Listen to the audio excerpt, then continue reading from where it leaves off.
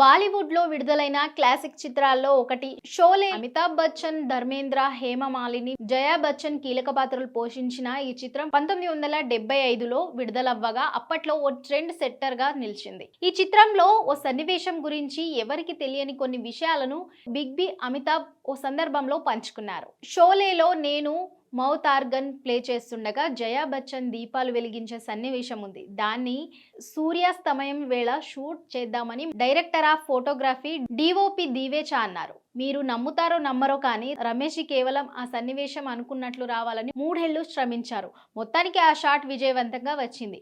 ఇక క్లైమాక్స్ లో ఓ సన్నివేశానికి ధర్మేంద్ర టేక్ల మీద టేక్లు తీసుకున్నారు. ఆ సమయంలో ఆయనకు విపరీతమైన చిరాకు వచ్చింది. దీంతో ఓ బాక్స్ లో ఉంచిన బుల్లెట్లు తీసుకొని తుపాకీలో లోడ్ చేసి షూట్ చేయగా ఒక బుల్లెట్ నా చెవి పక్క నుంచే దూసుకెళ్లింది. ఈ సన్నివేశానికి 2-3 టేక్లు తీసుకున్నారు. కానీ అనుకోకుండా తుపాకీలోని బుల్లెట్లు పేలడంతో ఆయన షాక్ కి గురయ్యారు. ఈ సన్నివేశాన్ని చిత్రీకరిస్తున్న సమయంలో నేను దూరంగా ఓ కొండపై నిలబడి ఉన్నాను. అదృష్టవశాత్తు నాకేమీ కాకపోవడం ఊపిరి పీల్చుకున్నా అని అమితాబ్ బచ్చన్ చెప్పుకొచ్చారు.